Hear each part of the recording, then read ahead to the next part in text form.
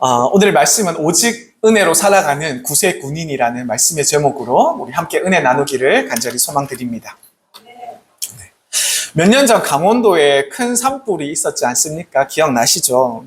차를 타고 그 일대를 지나가 보면 아직도 이렇게 새까맣게 불이 탄 흔적들이 아직까지 많이 남아있어요. 산 전체가 시뻘건 불기루로 휩싸였고 수많은 집과 나무들과 모든 것들이 한순간에 잿더미가 되고 말았습니다. 많은 사람들이 당연히 생활의 터전을 잃었지요. 그리고 이 모든 장면들을 우리는 TV 화면을 통해서 볼 수가 있었습니다. 오랫동안 불에 타던 그 산불의 모습을요. 자, 그리고 불길이 휩쓸고 간 자리는 아무것도 남지 않았어요. 잿더미가 되고 재가 되었고 새까맣게 그런 흔적들만 남아있던 것을 우리는 너무나도 잘 알고 있습니다. 아무것도 다시 살아날 수 없을 것만 같은 그런 모습이었죠. 너무나도 황폐하고 너무나도 절망스러운 그런 모습이라는 것을 우리는 느낄 수가 있습니다. 그런데요, 시간이 좀 지나고 나서 몇 달 뒤부터 놀라운 일들이 일어나기 시작했습니다. 그 잿더미 위에 연두빛 새싹들이 조금씩 싹트고 이렇게 올라오는 모습들이 눈에 포착되었기 때문입니다. 죽은 것 같은 땅에서 생명이 다시 피어나고 있었던 것입니다. 불타버린 자리에서 자그마한 들꽃들이 피기 시작하였고 풀이 자라나기 시작하였고 다시 그 잿더미가 된 그곳으로 새들이 날아들고 새들이 노래하기 시작했습니다. 사람들은 그 모습을 보면서 눈물을 흘렸죠. 감동을 받는 그런 모습들이었습니다. 아, 생명은 이렇게 다시 돌아오는구나. 이렇게 다시 살아날 수가 있는 거구나. 하나님께서 주신 이 자연의 힘은 정말로 크고 위대한 것이구나. 이렇게 느꼈습니다. 왜냐하면 우리가 생각하는 그 절망의 자리에서 생명의 싹이 움트고 있었기 때문입니다. 사람들은요, 대부분 익숙한 습관대로 자기들의 방식대로 살아갑니다. 자기가 아는 방식대로 자기만의 계산하는 그 방식대로만 살아갑니다. 그런데 하나님께서는요, 때때로 우리에게 전혀 우리가 생각하지 못했던 전혀 다른 길을, 전혀 다른 그런 삶의 방식들을 우리에게 보여주십니다. 마치 다 불타서 없어져 버렸던 그런 죽은 땅 같은 그런 곳에서도 새 생명을 하나님께서 틔우시는 것처럼 새 생명이 피어나서 다시 새들이 찾아오는 것처럼 하나님께서는 죽은 것 같은 그런 자리에서도 새 소망을 불러일으켜 주신다는 것이죠. 우리가 상상해 볼 수는 있겠습니까? 우리가 한번 생각해 보십시오. 풀만 먹고 살아가는 초식 동물이 있습니다. 토끼들이 있죠. 고라니도 있고 사슴들도 있고 여러 가지 그런 동물들이 있습니다. 이런 동물들이요, 그 숲이 불타버리면서 같이 다 죽어버릴 수밖에 없었습니다. 죽을 수밖에 없었죠. 그런데 그 죽음을 통하여서 이 동물들이 자기네 몸을 기꺼이 그 땅에 내어 주었습니다. 자신의 죽음들을 통하여서 어떤 일이 났냐면 그 땅에 영양분들을 공급해 주기 시작했고 그 자리에서 그 영양분을 공급받은 생명들이, 새싹들이, 나무들이, 꽃들이 그 새 생명을 얻어서 자라나는 그런 현상들을 우리가 볼 수 있었던 것입니다. 이 동물들은요, 이것을 의도해서 그렇게 된 것이 아니잖아요. 하나님께서 이렇게 만들어 주신 것이잖아요. 그러나 그 희생을 통하여서 그 황량한 땅에서 그 잿더미가 돼서 아무것도 없던 그 땅에서 생명이 다시 시작되게 된다는 것입니다. 주님께서는 바로 그런 삶들을 우리 제자들에게 원하시고 계시는 것입니다. 자기를 부인하고 자기의 십자가를 지고 주님을 따라가라는 그런 삶들을 우리에게 말씀하고 계시는 것이죠. 세상은요, 죄와 그리고 사망이 지배합니다. 우리가 평소 습관대로 이 세상을 살아간다면, 우리가 원하는 대로, 우리의 몸의 이끌림대로 우리가 살아간다면 결국 우리는 죽을 수밖에 없습니다. 망할 수밖에 없는 것이 우리 인간들이라는 것이죠. 그러나 우리가 주님을 따라가는 삶들은 분명히 다른 길입니다. 내가 죽은 자리에서 다른 사람이 살아나게 되는 것입니다. 내가 포기한 자리에서 누군가가 소망을 얻게 되는 그런 놀라운 자리가 되는 것이죠. 내가 내어준 그런 자리에서 하나님 나라의 꽃이 피어나는 것입니다. 이것이 하나님께서 원하시는 은혜의 삶입니다. 이것이 하나님의 사랑으로 살아가는 삶의 방식입니다. 주님은 그 목적들을 이루기 위해서 주님께서는 친히 제자들을 불러 모으셨습니다. 죽음의 자리에서 생명을 일으키기 위한 그런 삶을 위해서 절망의 땅에서 희망을 잃어버린 그들에게 희망을 주시기 위해서 그 삶을 살라고, 그리고 그러한 삶들을 살아내라고 우리를 부르신 것이죠. 사랑하는 우리 군우님들, 우리가 이 땅을 살아가면서 우리가 꼭 기억해야 될 것이 있습니다.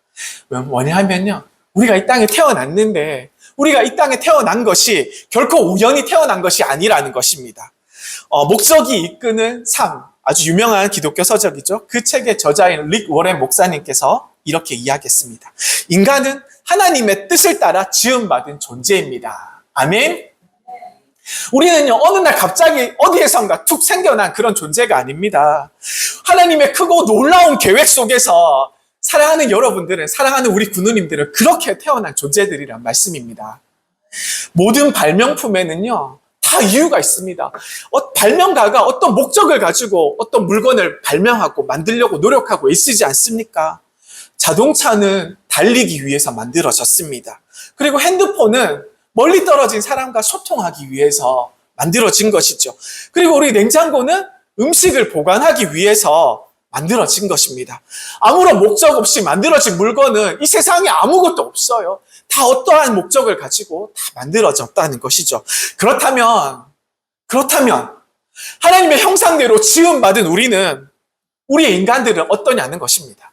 하나님께서는요, 우리 사랑하는 군우님들 한 사람을 만드신 분명한 뜻과 목적들이 있다는 것을 우리 사랑하는 군우님들 기억하시기를 간절히 소망드립니다.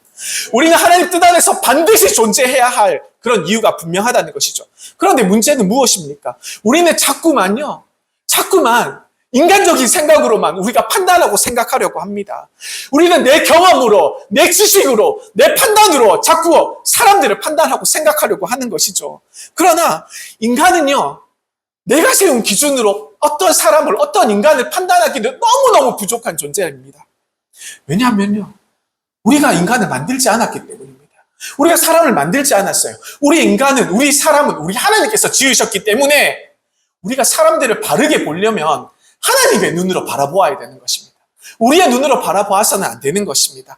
하나님이 세우신 기준으로 한 사람이 얼마나 귀중하고 소중한 존재인지, 어떤 목적을 가지고 태어났는지 우리는 하나님의 기준으로, 하나님의 눈으로 우리 이웃들을, 우리 주변의 사람들을, 그리고 나를 바라봐야 된다는 것입니다. 그때에만 우리는 우리 사람들을 올바르게 이해할 수 있다는 것입니다. 오늘 우리가 읽은 말씀, 마태복음 20장의 말씀이죠. 바로 그 앞에 19장 30절에 말씀이 나옵니다. 주님께서 직접 설명해 주신 비유가 나오는데요. 이 20장으로 넘어가기 위해서 예수님께서 설명하는 그런 장면입니다. 뭐라고 써 있냐면요. 그러나 먼저 된 자로서 나중되고 나중된 자로서 먼저 될 자가 많으니라. 아멘.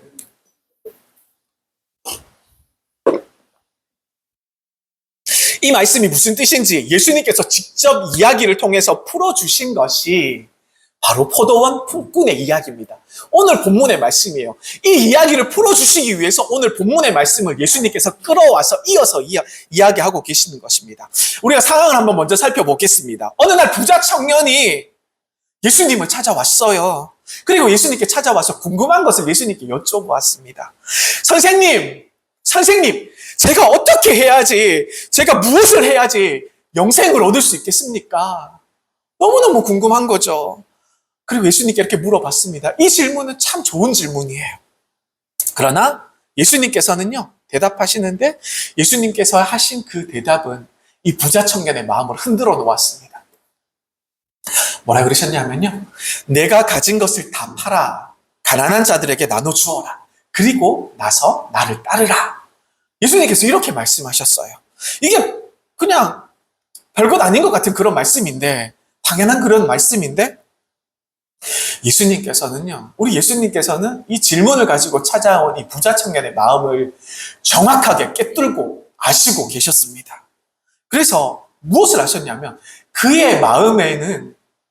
온통 그의 마음은 재물에 가 있다는 것을 예수님께서는 바로 딱 캐치하시면서 알아차렸다는 것이죠. 그의 약점은 재물에 있었습니다. 겉으로는 경건해 보였지만 마음속 깊은 곳에는요, 돈을 더 사랑하는 그런 마음이 이 부자 청년에게 있었다는 것입니다. 성경은 그 후에 이렇게 말합니다. 그 청년은 근심하며 떠나갔더라. 얼마나 마음 아픈 장면입니까? 왜일까요? 왜 이 청년은 근심하면서 떠나갈 수밖에 없었을까요? 왜냐하면 이 청년에게는 재물이 너무나도 많았기 때문입니다. 영생을 얻는 것보다 재산을 더 소중하게 여겼기 때문에 우리 주님의 말씀을 붙잡을 수가 없었던 거예요. 결국 이 부자 청년은 주님의 부르심에 순종할 수 없었다는 것이죠. 영원한 생명을 눈앞에도 두고도 손에 쥔 재물 때문에 예수님을 따르는 삶을 선택할 수가 없었습니다. 얼마나 안타까운 일입니까? 얼마나 마음이 아픕니까? 그 모든 과정을 옆에서 예수님의 제자 베드로가 다 지켜보았습니다. 그리고 나서 베드로도요, 이 얘기를 듣자 생각이 복잡해졌습니다. 그래서 주님께 베드로가 여쭤봅니다. 주님, 우리는 모든 것을 다 버리고 주님을 따랐지 않습니까? 그렇다면 우리는 무엇을 얻을 수가 있습니까? 주님께 이렇게 물었죠. 자기 나름대로 최선을 다했다는 거예요, 베드로는. 이런 것들도 우리가 선택하고 나아갔다는 것이죠. 배도 버렸습니다. 그물도 버렸습니다. 또 어떤 이는 또 아버지까지 버려두고 오지 않았습니까? 직업들도 다 내려놓았습니다. 세상에서 살아갈 수 있는 그런 생업의 방식들도 다 내려놓았던 것이죠. 가정도 뒤로 하고 예수님을 따랐지 않습니까? 그러니 당연히 그 마음속에 보상을 받아야겠다. 보상을 받고 싶다는 그런 심리가 있었던 것입니다. 그 질문에요, 우리 예수님께서 오늘 본문의 말씀, 포도원 품꾼의 비유의 말씀을 전해주고 계시는 것입니다. 그러나 이 비유는요, 우리가 생각해보면 보상에 대한 말씀이 전혀 아니에요. 공평과 불공평에 대한 그런 이야기가 아니지요. 이 비유는 뭐냐면 오로지 하나님의 은혜에 관한 말씀입니다. 아주 놀라운 말씀이시죠. 하나님의 나라의 원칙은요, 우리가 생각했던 것과 너무나도 틀립니다. 사람의 눈에는 불공평해 보이지만 하나님의 은혜는 언제나 공평하시고 언제나 넘치도록 풍성하다는 것을 우리에게 말씀해주고 있는 아주 귀한 말씀이라는 것이죠. 예수님께서는 이렇게 말씀을 시작하십니다. 마태복음 20장 1장입니다. 20장 1절의 말씀입니다. 천국은 마치 품꾼을 얻어 포도원에 들여보내려고 이른 아침에 나간 집주인과 같으니, 이렇게 말씀을 시작합니다. 이 집주인은요, 아침에 일찍 인력시장에 나왔습니다. 일할 사람을 찾아서 포도원에 일꾼이 필요하니까 포도원으로 데려가려고 이렇게 인력시장에 일찍 나왔던 것이죠. 자, 그곳에는요, 새벽부터 나와서 하루의 품삯을 기대하면서 일할 곳을 찾아 나선 사람들이 그곳에는 북적이고 있었습니다. 대기하고 자기가 선택되기를 바라고 기다리고 있었던 것이죠. 집주인은요, 나가서 일하려고 하는 그 사람들과 약속을 하면서 말씀을 합니다. 오늘 하루 종일 나와 일해준다면, 내 포도원에 와서 일해준다면 내가 한 데나리온씩 주겠다, 이렇게 이야기하는 것이죠. 일할 사람들은요, 일할 곳을 찾았으니까 얼마나 기쁘겠습니까? 그래서 포도원으로 기쁘게 일을 하러 갔습니다. 그런데요, 이야기는 여기서 끝나지가 않습니다. 이 주인은 정오에도 일할 사람이 더 필요했는지 정오에도 12시에도 나왔고요. 그리고 오후 3시에도 또 나와서 인력시장을 또 찾아 나섰습니다. 일할 사람들이 더 필요했던 것 같아요. 아직도 일할 곳을 찾지 못해 서성거리는 사람들이 여전히 많았기 때문입니다. 하루가 거의 다 지나가는데도 남아있는 사람들이 있었던 거예요. 여전히 일자리가 필요한 사람들이 있었다는 거예요. 얼마나 이 사람들이 마음이 초조했겠습니까? 오늘 일하지 못한다면, 그쵸?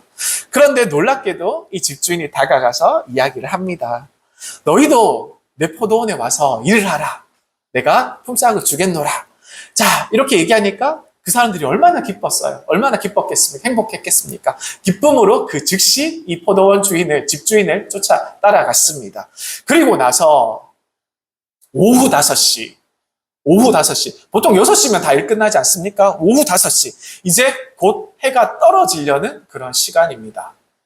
제가 베트남에 살아봤는데요, 베트남은 5시, 6시만 되면 깜깜해져요. 완전히 해가 떨어져서.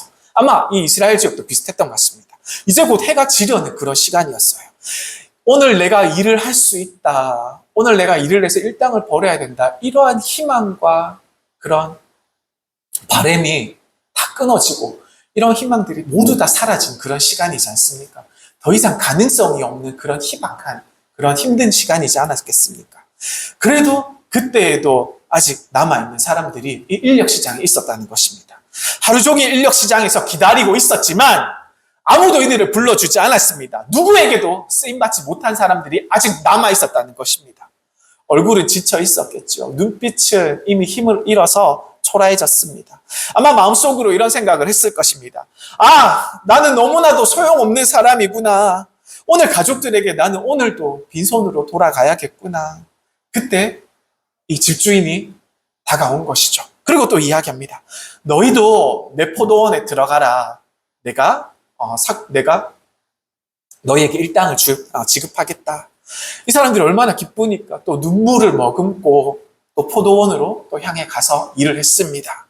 비록 얼마 남지 않은 시간이지만 단 한 시간도 제대로 일을 하지 못했을 거예요. 그러나 그 순간이 이 선택받은 자들에게, 마지막으로 선택받은 이 사람들에게, 5시에 선택받은 이 일꾼들에게 얼마나 큰 은혜가 되었겠습니까? 그렇지 않습니까?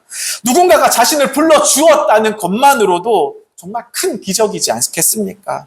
그런데요, 문제는 저녁에 일어났습니다. 품삯이 줄 시간이 되었습니다. 주인이요, 계산을 하기 시작하는데 맨 마지막 시간에 온 사람들부터, 5시에 온 사람들부터 이렇게 일당을 주기 시작했습니다. 그런데 놀라운 일이 벌어졌습니다. 단 1시간밖에 일하지 않는 사람들에게, 그 사람들에게 이 집주인이 일당을 주는데 한 데나리온을 준 거예요.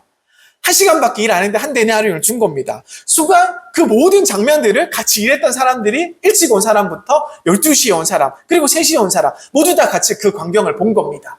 아, 저 사람은 1시간밖에 일하지 않았어. 근데 한 데나리온을 받았어. 눈이 커졌죠. 와, 저 사람이 한 데나리온을 받는다면 우리는 더 오래치가 열심히 일했으니까, 아침부터 지금까지 12시간을 일한 사람들도 있으니까 당연히 더 많이 일당을 줘야 되지 않겠습니까? 이런 마음을 그렇게 생각한 것입니다. 더 많이 받겠지요. 자, 이 사람들은 기대감에 부풀어 올랐습니다. 큰 기대감을 가지게 되었죠. 그러나 근데요, 틀려요. 근데 주인께서는, 집주인은 이 사람들에게 모두 다 똑같이 한 데나리온씩 준 것입니다. 너도 한 데나리온, 너도 한 데나리온. 아침에 일찍 온 사람부터, 그리고 12시에 온 사람, 3시에 온 사람, 그리고 5시에 늦게 온 사람, 모두 다 똑같이 한 데나리온씩 준 것입니다. 얼마나 억울했겠습니까? 아침부터 저녁까지 땡볕에서 일한 사람들이 있었겠지요. 그리고 또 몇 시간 일한 사람들이 있겠지요. 그리고 단 1시간 일한 사람이 있었겠죠. 모두 다 동일한 임금을 받았다는 것입니다. 동일한 품삯을 받았다는 것입니다. 그래서 먼저 온 사람들이 불평을 이야기하기 시작했어요. 불평으로 또 따지기 시작했습니다.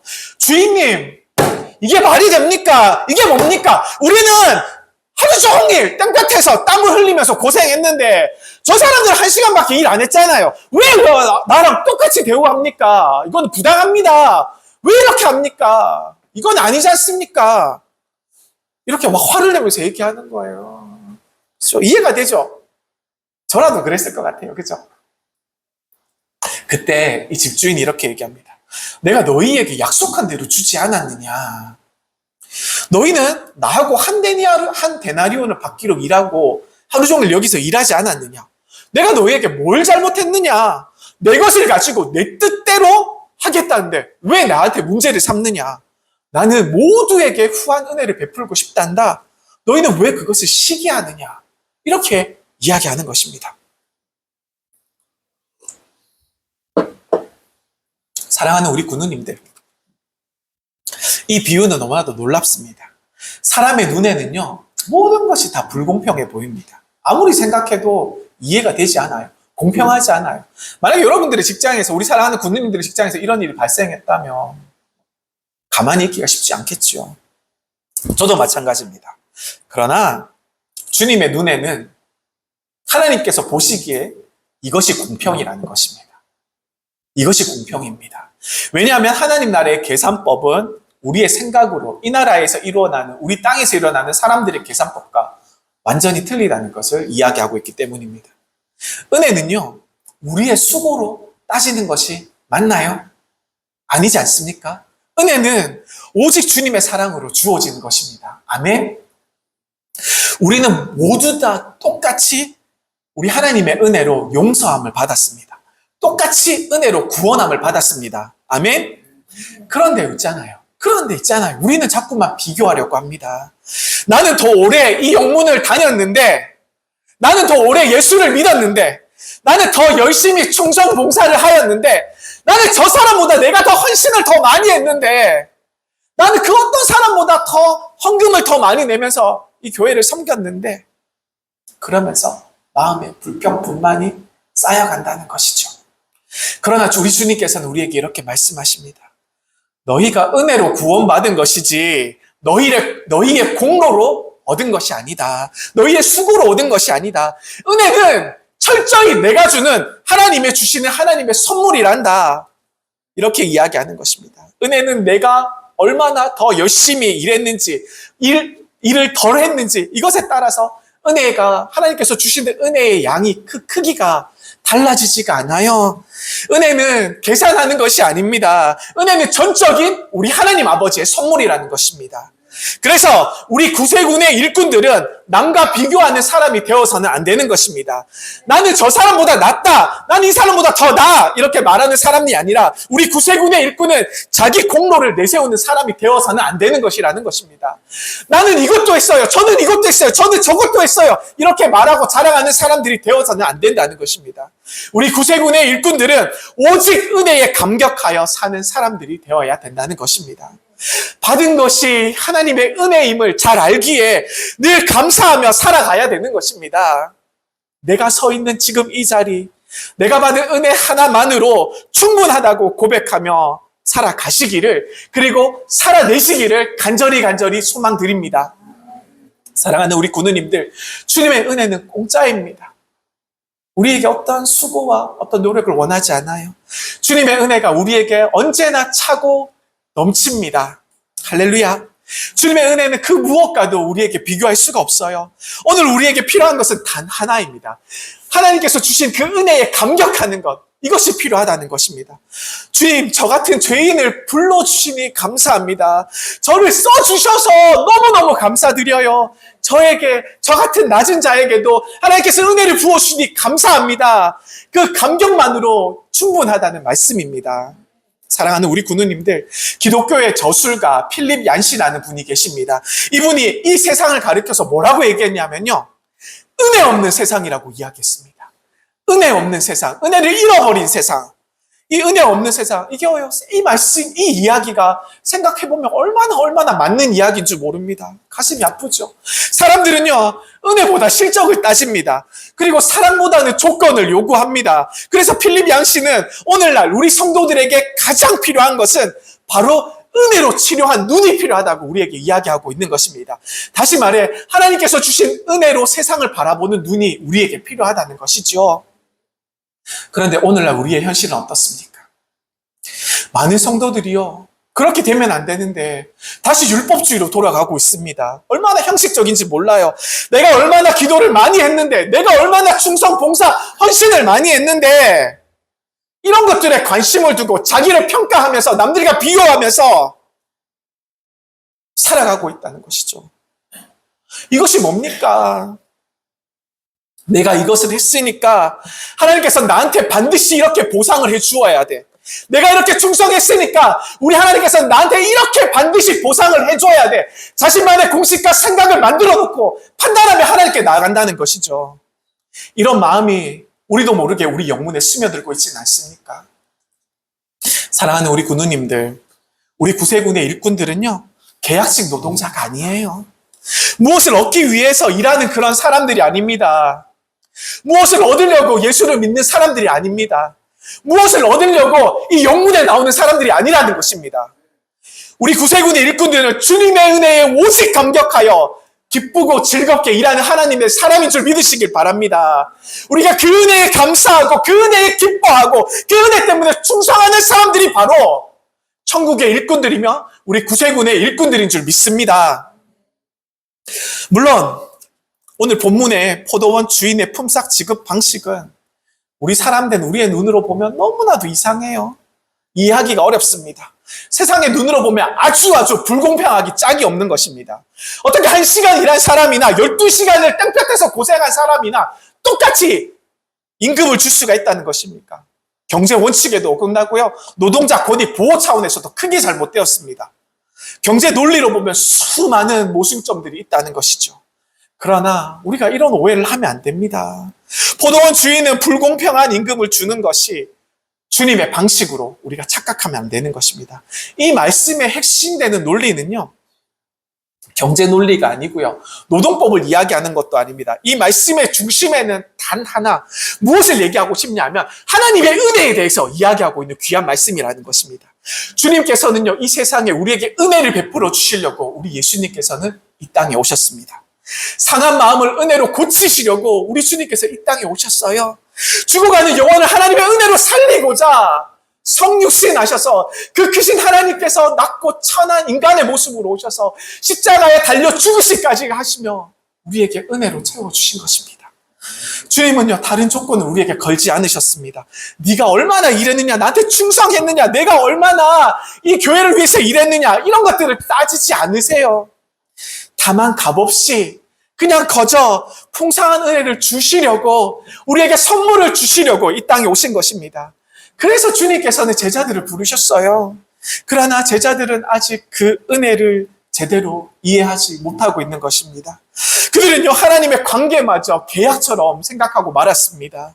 내가 하나님을 위해서 무엇을 하면 하나님께서도 나에게 반드시 이것에 대한 보상을 이루어 주시겠지. 내가 하나님께서 충성한 만큼 하나님께서 내 삶을 책임져 주시겠지. 이런 보상 심리가 제자들에게 있었다는 것입니다. 이런 계약적인 사고 방식들, 이 제자들의 마음속에 가득 차 있다는 것이죠. 예수님께서는요, 바로 그들에게, 사랑하는 제자들에게 그들의 생각과 그들의 사고방식을 깨우쳐 주기 위해서 오늘 이 말씀, 포도원 쿵꾼의 비유를 가지고 설명을 하고 사랑으로 이야기하고 계시는 것입니다. 하나님과의 우리의 관계는요, 여러분들, 사랑하는 군우님들, 계약 관계가 아니에요.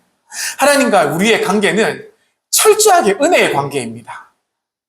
하나님께서 거저 주시는 은혜의 관계라는 것이죠. 우리가 한 것이 아닙니다. 우리의 공로로 된 것이 아무것도 없어요. 오직 예수 그리스도께서 오직 은혜로 베푸신 예수님의 은혜로 살아가는 관계, 그것이 바로 하나님과 우리의 관계라는 것입니다. 사랑하는 우리 군우님들, 오늘 우리의 마음에도 여전히 제자들과 같은 마음이 있습니까? 내가 이만큼 주님을 위해서 헌신했는데 왜 내 삶은 여전히 힘든 것입니까? 왜 내 삶은 이렇게 고달프나요? 아직까지 힘이 드나요? 저 사람보다 내가 더 오래 믿었는데 왜 하나님 저 사람을 더 축복하십니까? 우리는 자꾸 은혜를 계산하려고 합니다. 우리는 자꾸 은혜를 손으로 계산해보고 머릿속으로 계산해보려고 합니다.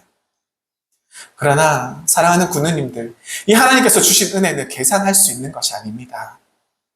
은혜는 따질 수 있는 것이 아니에요. 은혜는 오직 감사하며 하나님 안에서 누리는 것입니다. 사랑하는 군우님들, 주님께서는 제자들에게 먼저 이렇게 말씀하십니다. 너희가 부름받았다는 것에 대해서 먼저 감격하여라. 감사하길 바란다. 이렇게 말씀하시죠. 포도원에 불려 나온 일꾼들에게 제일 중요한 것은 무엇입니까? 돈이 아닙니다. 조건이 아닙니다. 일할 수 없었던 사람에게 주인이 일할 수 있는 자리를 주셨다는 그 자리, 그것이 가장 큰 은혜이지 않겠습니까? 여기 뒤에 보면요, 인력시장들이 조금씩 가게들마다 있어요. 사무실이 있어요. 한 7시, 8시, 9시 이렇게 되면 그 노동자들이, 외국인들도 물론이고 발을 동동거리고 있습니다. 선택받지 못했기 때문에. 이 사람들이 필요한 것은 선택받았다는 것이지 돈이나 어떤 다른 것이 아니지 않습니까? 그날 일할 수 있는 그 감격이 이 사람들이 필요하지 않겠습니까? 우리 사랑하는 군인들, 일을 해봐서 아실 것입니다. 일이 끊기고 소망이 없어진다면, 가족들을 위해서 뭔가 해줄 수가 없다면 그 마음이 얼마나 아프겠습니까? 그 은혜를 깨닫고 감격하는 순간이 필요하다는 것이죠. 억지로 노동하는 것이 아니라 감사와 눈물로 섬기는 것이 필요하지 않겠습니까? 일하게 해주신 것 자체가 너무너무 은혜고 큰 감사이지 않겠습니까? 우리 사랑하는 군우님들, 오후에 5시에 불려 나온 선택받은 그 일꾼들을 한번 생각해 보시기를 바랍니다. 그 일꾼들은요, 단 1시간조차 제대로 일할 수가 없었습니다. 사람들의 눈에는 별로 쓸모없는 사람들이었을지도 몰라요. 사람들 생각에는 그 사람들이 5시까지 남아 있었다는 그 말은 뭐냐 하면, 제일 일 못할 것 같은 사람, 제일 힘을 못 쓸 것 같은 사람, 제일 일머리가 없어 보이는 사람, 지혜로워 보이지 않는 사람, 그리고 허약해 보이는 사람, 그리고 어쩌면 나이가 너무 많아 보이는 그런 사람, 그리고 어떻게 보면 게을러 보이는 사람, 이런 약해 보이는 사람들이 마지막까지 남아있지 않았겠습니까? 그러나 주님은 사랑으로 이런 분들을, 이런 사람들을 다 불러주셨다는 것이죠. 공정하게, 공평하게. 그리고 단 1시간밖에 일하지 않았는데 하루치 품삯을 모두 다 그들에게 다 주셨던 것입니다. 부모님들, 이것이 은혜가 아니고 무엇이겠습니까? 그 5시에 불려 나온 사람들 한번 생각해 보십시오. 그 마음속에 감격의 눈물이 막 흘러 넘치지 않겠습니까? 나 같은 사람을 불러주시다니, 나 같은 사람도 열심히 일한 이 사람들과 똑같이 품삯을 나한테 주시다니, 얼마나 감사하고 눈물이 흐르지 않을 수 없겠죠.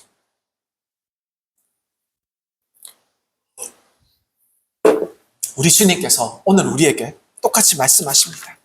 너희는 받은 은혜에 감사하는 마음으로 일하라. 이렇게 우리에게 말씀하시는 것이죠.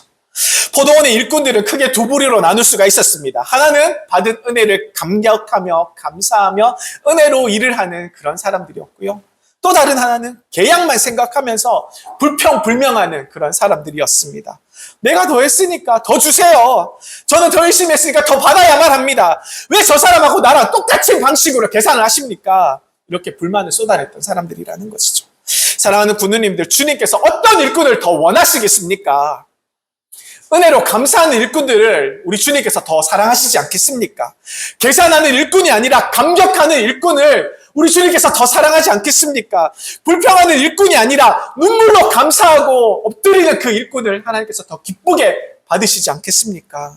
사랑하는 우리 군우님들, 여기서 우리가 너무나도 잘 아는 찬송가 하나가 생각이 납니다. 바로 Amazing Grace, 우리말로는 나 같은 죄인 살리심이라는 찬송이죠. 이 찬양은 존 뉴턴이라는 사람이 썼습니다. 이 존 뉴턴은요, 젊은 시절 노예 상인으로 일했던 사람입니다.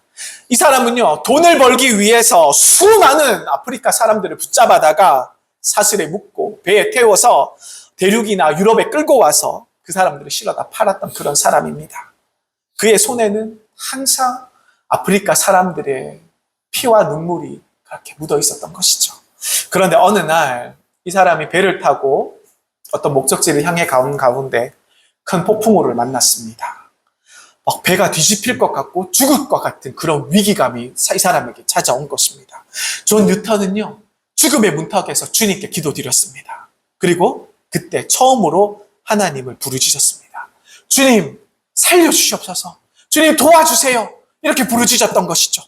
하나님은 이 존 뉴턴을 그렇게 무서운 사나운 폭풍 가운데서 생명을 부지할 수 있도록 구해주셨습니다. 그때 이 존 뉴턴은요, 신실하게 하나님을 그 순간 만날 수가 있었습니다.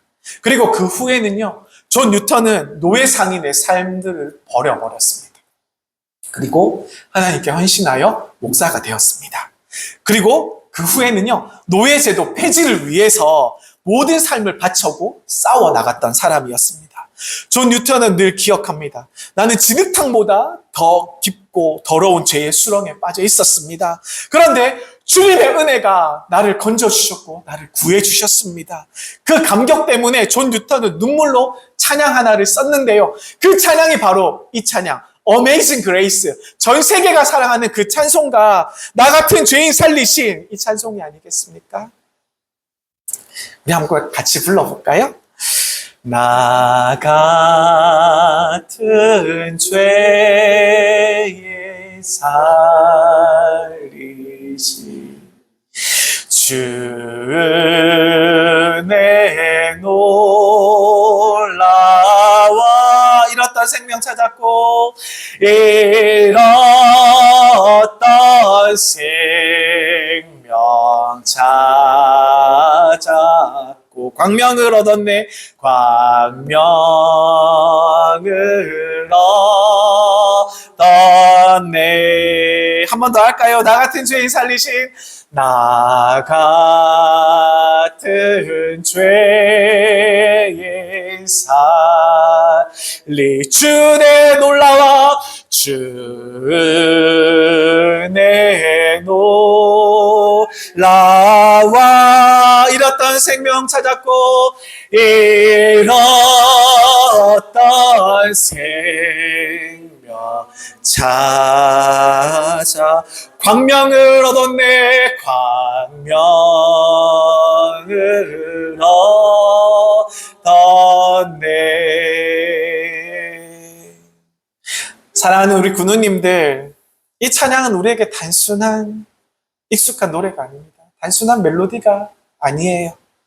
존 뉴턴의 눈물의 고백입니다. 존 뉴턴의 회개의 고백이라는 것입니다.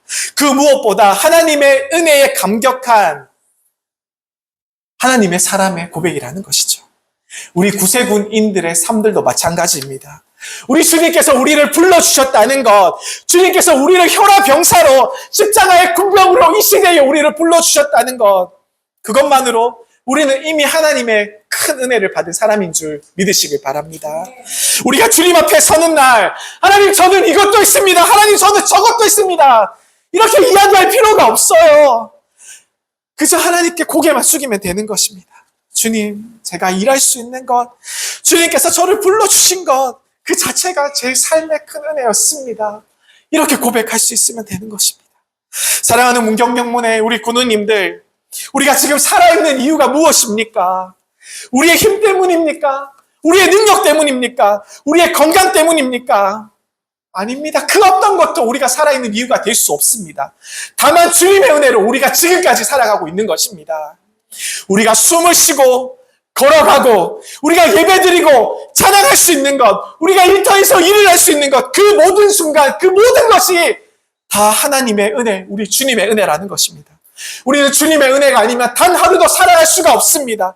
그리고 장차 우리에게는 저 천국에 들어가서도 우리 주님과 함께 해같이 빛나며 영원히 살게 될 소망이 우리에게 있지 않습니까?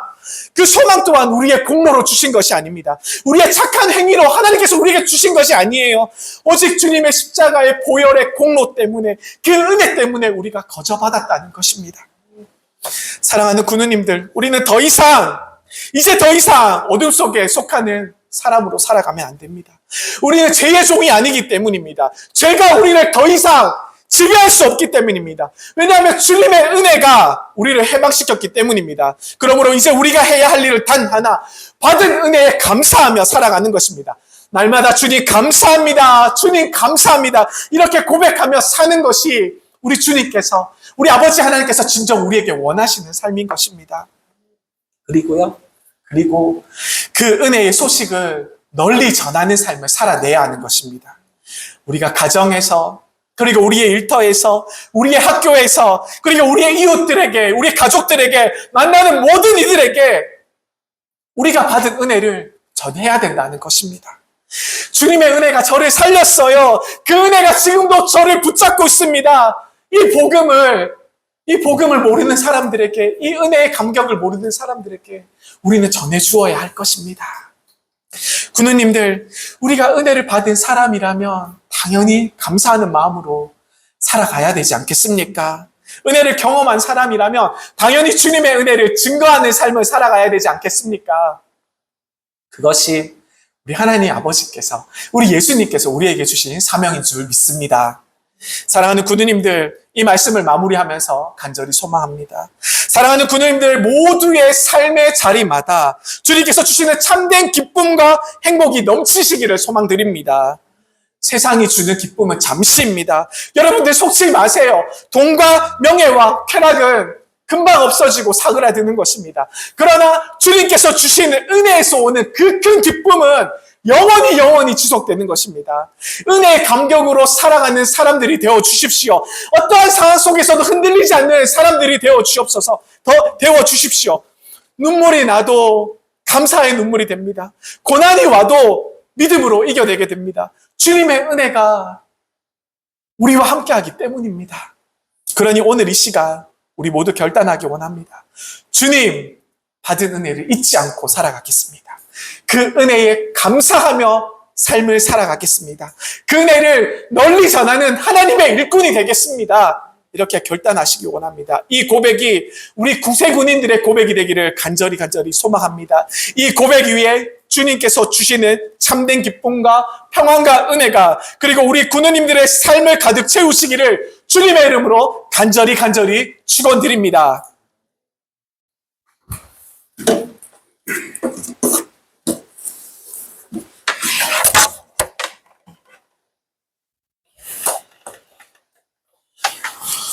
사랑하는 군우님들, 우리는 하나님의 군대, 구세 군인임을 믿으시지요? 세상의 군대가 아니라 하나님의 군대, 은혜의 군대입니다. 아멘. 우리의 무기는요, 힘도 아니고 돈도 아니고 명예도 아닙니다. 우리가 붙들고 여기까지 이끌어주신 하나님의 은혜가 우리의 무기가 되는 줄 믿으시길 바랍니다. 우리 구세 군인들의 가슴에 언제나 이 고백이 새겨져 있기를 소망드립니다. 주님, 우리가 지금까지 살아온 모든 길이, 지금까지 모든 걸어온 길이 주님의 은혜였습니다. 앞으로도 오직 하나님의 은혜로만 살아가겠습니다. 이 시간 그 은혜를 우리 마음 깊이 고백하며 우리 함께 찬양하기를 소망합니다. 우리가 은혜 찬양을 함께하며 하나님께 고백하며 하나님의 군대인 우리 구세군인들이 앞으로의 모든 삶도 하나님이 주신 은혜로 살아가겠다는 믿음의 고백을 이 찬양으로 우리 하나님께 함께 올려드리겠습니다.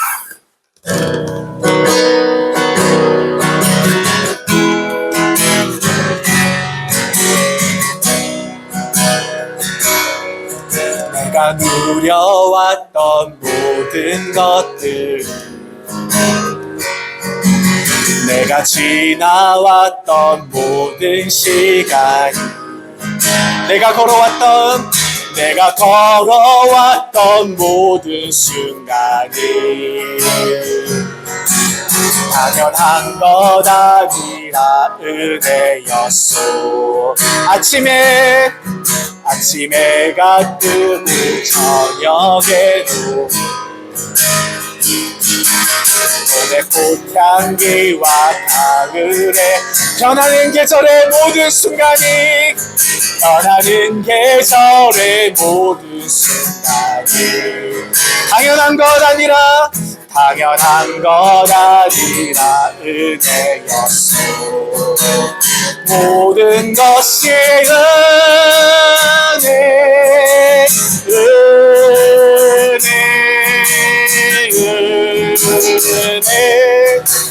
한없는 은혜.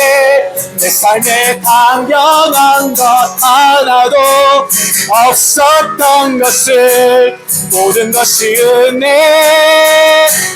은혜였소. 모든 것이 은혜.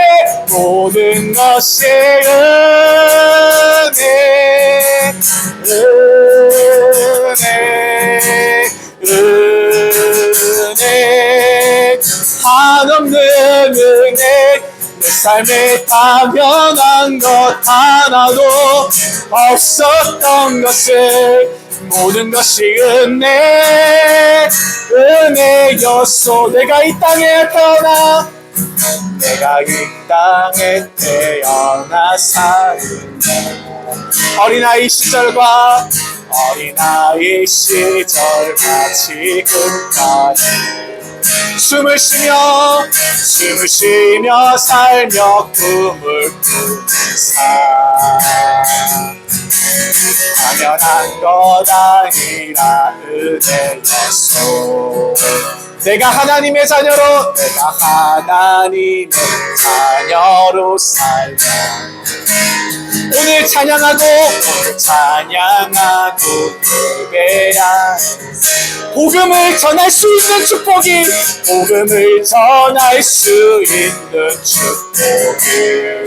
당연한 것 아니라 은혜였소. 모든 것이 은혜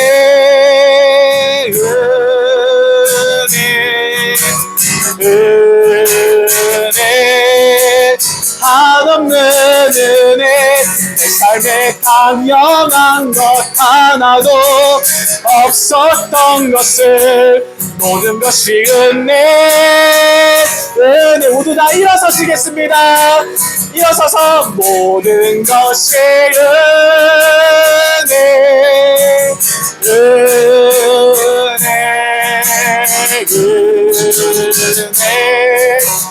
한없는 은혜 내 삶에 당연한 것 하나도 없었던 것을 모든 것이 은혜였소.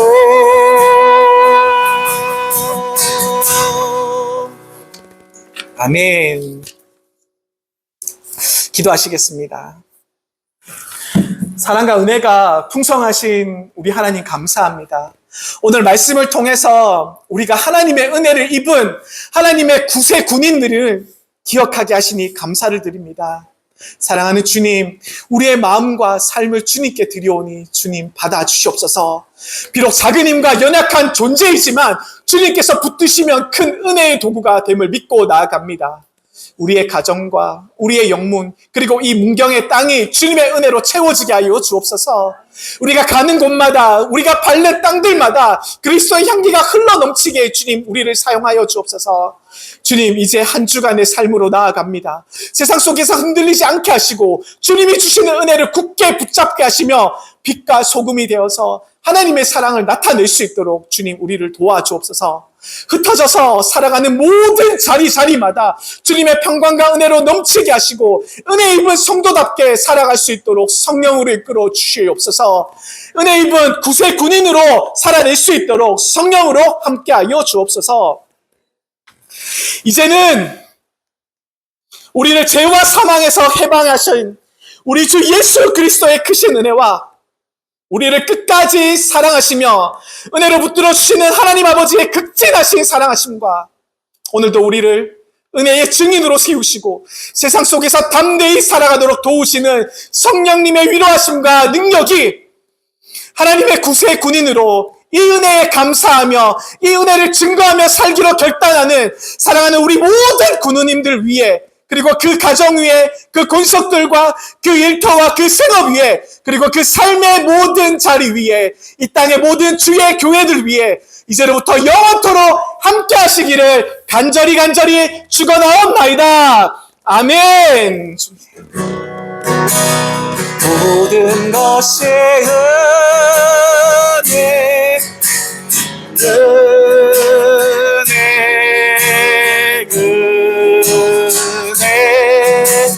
한없는 은혜 내 삶에 당연한 것 하나도 없었던 것을 모든 것이 은혜였소.